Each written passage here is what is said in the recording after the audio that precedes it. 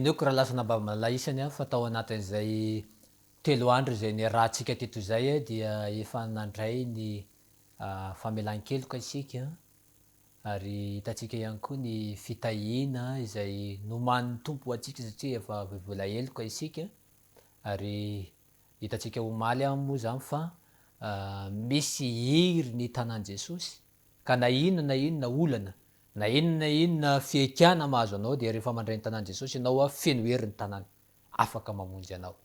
Ary androany kosa dia manolotra ny arahaba sy mba hampiraritsoa amintsika izay manatrika ity fotoana ity ary afaka hen'ny loha hevitra androany isika manao hoe ny tanàn Jesosy dia tanana manasitrana, ny tanàn Jesosy dia tanana manasitrana. Ka mialohan'ny andiniantsika izany dia andeha hivavaka hatrany no hanomboantsika izao fotoana izao.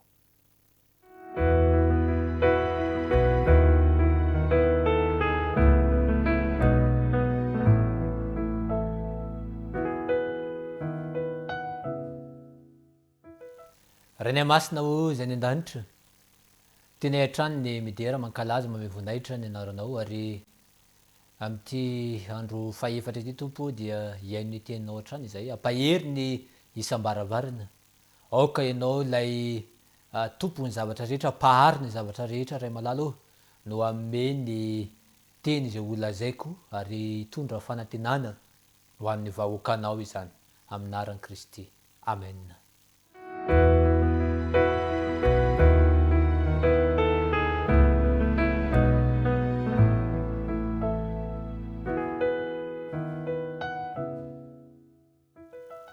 Ny loha hevitra androany dia mifototra ao amin'ny Lioka 9 manomboka ao amin'ny 9 ka hatramin'ny 7.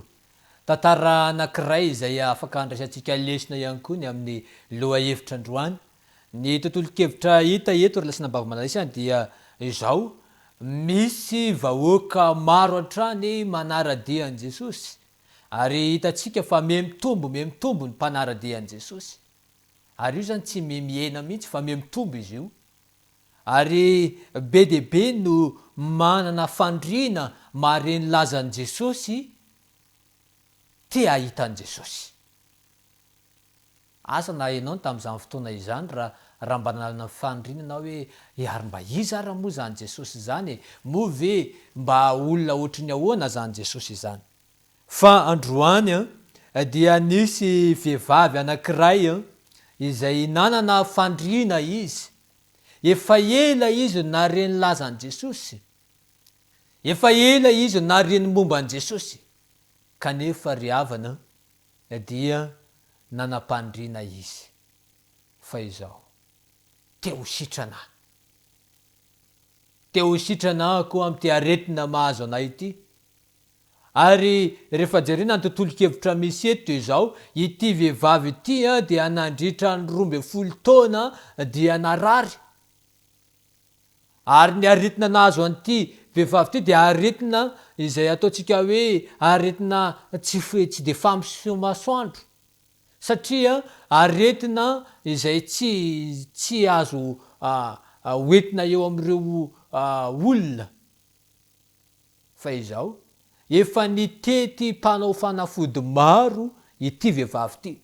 Ary efa nitety dokotera maro ity vehivavy ity.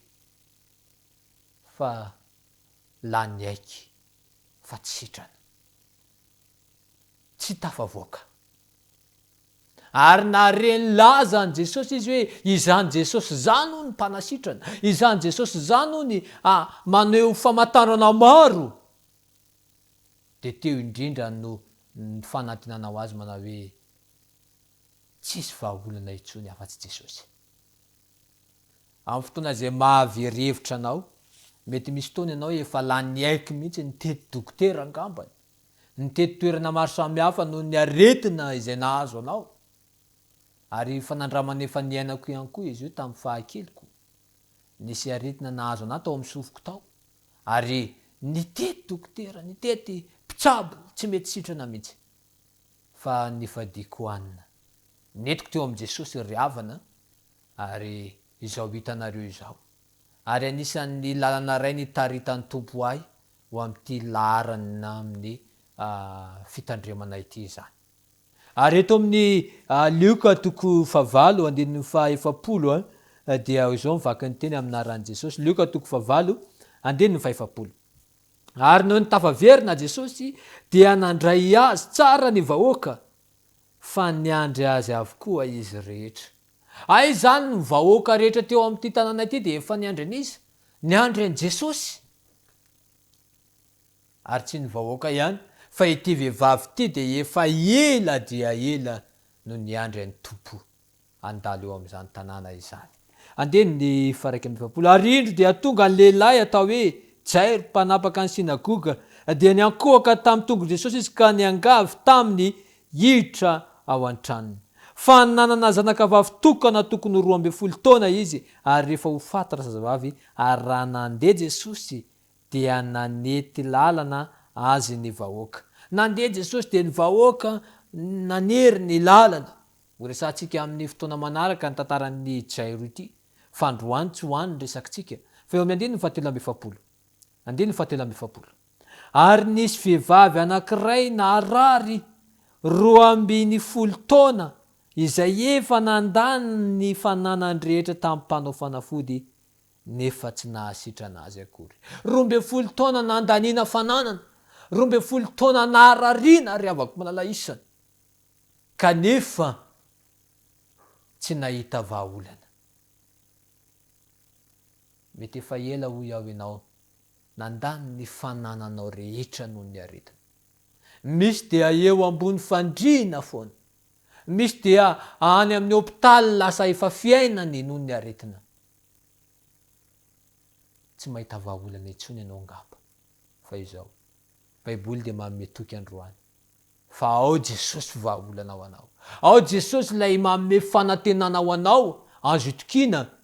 Ary amin'ny loha hevitra androany dia manao hoe tanan' Jesosy tanam-panasitranana.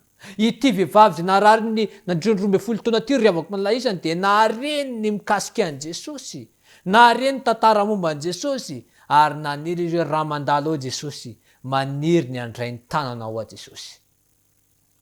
Maniry ny ikitika ny tananao a Jesosy. Fa raha mandray ny tananao aho, raha mikitika ny tananao aho, azo antoka fa ho sitranao. Izany ny fanantenan'ity vehivavy ity. Ary andeha hojorintsika ny toy ny tantara. Andininy 7. Dia nakao ivoan' Jesosy raha vehivavy, ka nanendry ny sombotra viavin-dambany, ary niaraka tamin'izay dia nijanona ny aretina. Ny fandrin'ilay vehivavy zany dia zao hoe ny tanany mihitsy no kitiako. Kanefa rehefa nifanety ny vahoaka ry avako malala isany, dia zao sarotra amin'ny raha vehivavy no andray ny tanan' Jesosy. Ary fady tamin'ny jiosy mihitsy ny hoe vehivavy sy lehilahy andeha hifampitantana na hifampikasika izany. Tsy azo atao izany tamin'ny tantaran'ny jiosy. Ary izay no nahatonga an'ilay vehivavy manao hoe tsy ny tananao no hokitiako, fa na dia ny sombin-dambanao arany. Inoko fahasitranay zany dia tao anatin'ny vahoaka maro dia nikitika ilay lamba ilay vehivavy. Ary tapitapitra izay vatany vao nakitika ny sombotra miavin'ny lamban'i Jesosy ilay vehivavy. Dia inona ny zavatra nitranga? Nijanona ny aretina. Nijanona. Ry avako malala isany. Ny dokotera izay alehantsika io, mety efa nalany aika atsika, mety efa kivy itsika, fa izao mbola ao Jesosy, afaka ampijanona izany. Mbola eo ny tanan' Jesosy. Ary raha tsy maharay ny tanany ianao, mety ny lambany fotsiny ngamba no voakitika ao androany. Raisom-pinoana izany. Fa afaka nasitrana ny aretinao izy, na inona aretina ara-nofo, tsisy izay tsy sitrany Jesosy. Ity vehivavy ity dia aretina mahafabaraka anazy, kanefa mandeha rà mandritra ny 12 taona zany. Kanefa ry havako, nijanona ny rà rehefa nakitika ny lamban'i Jesosy izy. Inona ny sakana tsy nahatonanao an' Jesosy? Moa ve misy aretina eo aminao? Mety aretina ara-nofo, mety ho aretina ara-panahy ihany koa, satria ny fahotana dia aretina. Mety efa ela ny tolomanao ambavaka amin'io fahalemena mahazo anao io. Mety noho ny adalàna de zao mety marary ianao, misy ny teo afaka amin'ny paraky, teo afaka amin'ny sigara, teo afaka amin'ny toka, aretina izany. Misy ny teo afaka amin'ireo fahazaran-dratsy madinika, aretina izany raha lasina mbavambalaisana. Raha maharay ny tanan'i Jesosy ianao, ny lambany fotsiny ihany, dia hijanona izany aretinao izany. Mizany va ianao ry avako malalay izany? Androany de miantso anao ny tompo, aoka andray ny tanan'i Jesosy ianao. Fa ny tanany de tanana afaka nasitrana anao, ny tanany de hitondra fanavotana ho anao, ary tsy ho anao ihany fa ho amin'ny manodidina anao. Andeha hotoizantsika ny toean-tantara maranantsika anazy. Ao amin'ny 7:7, 7:7. Ary hoy Jesosy, iza moa ny nanendray? Ary rehefa samy nanday izy rehetra, de hoy Petera sy ny namany manao hoe, Tompoko, ny vahoaka betsaka mifanety ka manizina anao. Ry avako malalay isany, ao anatin'ireo vahoaka efa manarivony amanalina andreo ry avako malalay isany, de zao eny Jesosy fa nisy nanendry izy. Tsy hoe zany betsaka ny olona de tsy hitan'i Jesosy ianao, fa na de betsaka raha ny vahoaka eo amin'ny tanàna io, na de betsaka raha ny vahoaka eo amin'ny toerana io, de hitan'i Jesosy ny tokantranonao, hitan'i Jesosy ny aretina mahazo anao, hitan'i Jesosy ny adi-piainana izay mahazo anao. Ary androany de miantso anao ny tompo, inona no aretina mahazo anao? Hitan'i Jesosy izany. Ary raha mikitika ny lambany ianao, mandray ny tanany ianao, na tsy miteny azy ianao ry avako, hitan'i Jesosy ianao io. Hitany. Resahany any amin'ny tokosandiny hafa fa na ny volondohantsika ity arany hoe dia voisan'Andriamanitra.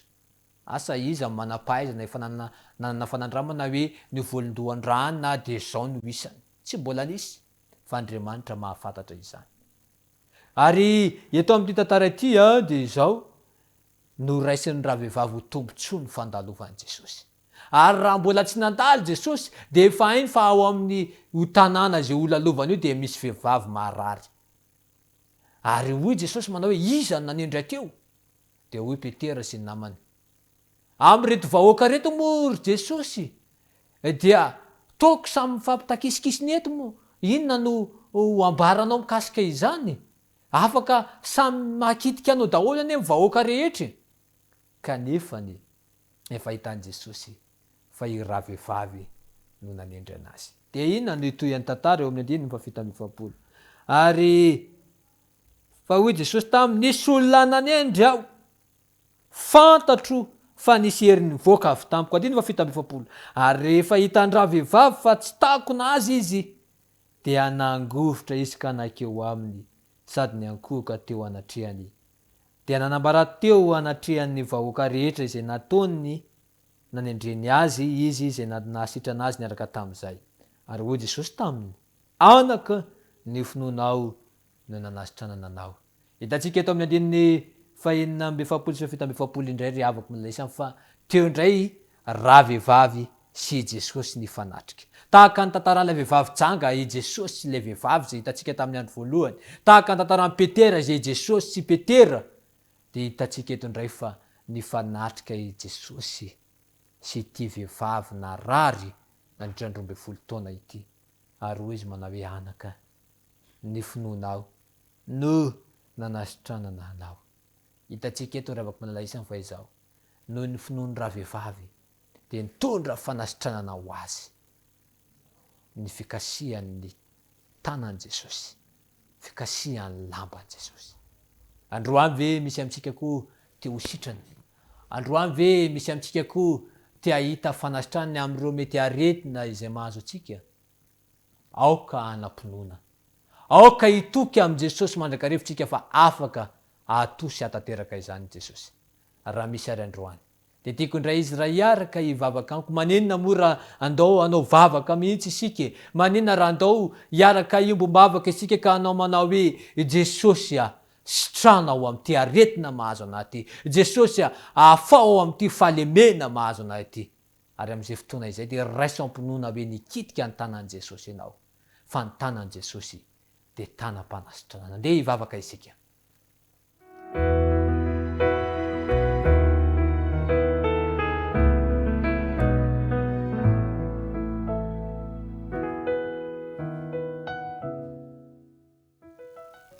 Jesosy malalo narenteninao teo izahay. Tsapanay tompo malalo fa ny tananao dia mitondra fanasitranana ara-nofo anay, ary mitondra fanasitranana ho ara-panahy ho an'ny zanakao rehetra. Ray malalo, raha ikitika ny tananao izahay. Eny fa na dia ny lambanao fotsiny any raha raisina iampinoana izany Jesosy io, sitrano izay tsirairay avy. Ary noho ny finoana ianao tompo malalo, tehirizy ho anay izany fanasitranana izany. Ary rehefa ho avy any amin'ny raha ho lanitra ianao, andova ny fiainana mandrakizay izay amin'ny anaran'i Kristy. Amen.